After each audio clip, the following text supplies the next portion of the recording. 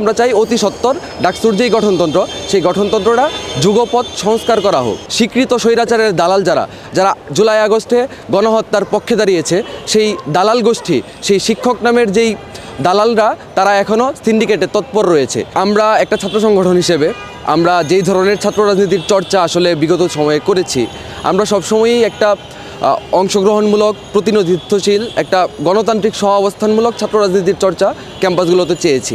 এবং আমরা বিগত দিনে ডাকসুর দাবিতে আমরা বিভিন্ন সময় আমরা বিশ্ববিদ্যালয়ের প্রশাসনের সঙ্গে নানামাত্রিক আলোচনা করেছি, তাদেরকে আমাদের যেই দাবি দাওয়াগুলো আছে সেগুলো জানিয়েছি।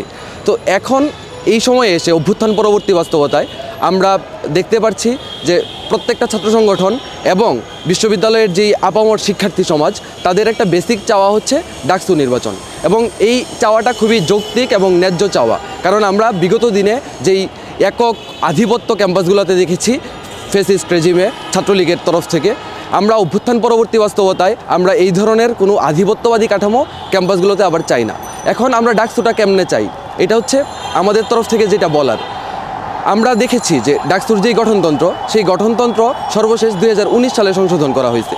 তো এই 2019 সালে যেই সংশোধনীটা আনা হয়, সেই সংশোধনীটা যখন আনা হয় তখন এইখানে যেই নতুন ধারাগুলো অ্যাড করা হয়েছিল সেটা একটা ক্ষমতাসীন কাঠামোরে প্রিভিলেজ দেওয়ার জন্যই তৈরি করা হয়েছিল। এখন 2024 সালে আমরা একটা অভ্যুত্থান শেষ করলাম। এই অভ্যুত্থানে হাজারো শহীদের রক্ত মিশে আছে। এই যেই রক্তের দায়, এই দায়ের পরে আমরা তো আর এককভাবে কোনো ক্ষমতাসীন ছাত্র সংগঠনরে আধিপত্য তৈরি করার সুযোগ করে দিতে পারি না।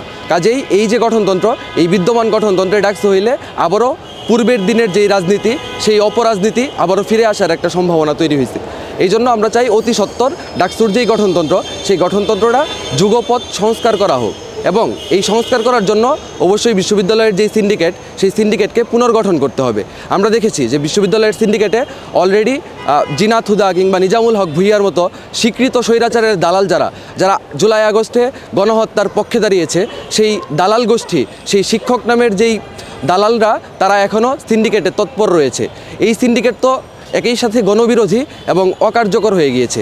এই সিন্ডিকেট পুনর্গঠন ব্যতীত কোনোভাবেই আসলে ডাকসুর গঠনতন্ত্র সংস্কার করা যায় না। এই ক্ষেত্রে আমরা আমাদের তরফ থেকে, আমাদের সংগঠনের তরফ থেকে আমরা বিশ্ববিদ্যালয়ের প্রশাসনের কাছে আমাদের যেই সংস্কারের প্রস্তাবনা সেইগুলো আমরা জানিয়েছি এবং বিশ্ববিদ্যালয় কর্তৃপক্ষকেই এটা অতি সত্বর করে শিক্ষার্থীদের যেই ন্যায্য চাওয়া ডাকসু, সেই ডাকসুর পরিবেশ তাড়াতাড়ি বিশ্ববিদ্যালয় ক্যাম্পাসে ফিরিয়ে আনতে হবে। এই জন্য আমরা শিক্ষার্থীদের পাশে আছি, শিক্ষার্থীদের যেই চাওয়া সেই চাওয়ার পক্ষে আছি। ধন্যবাদ।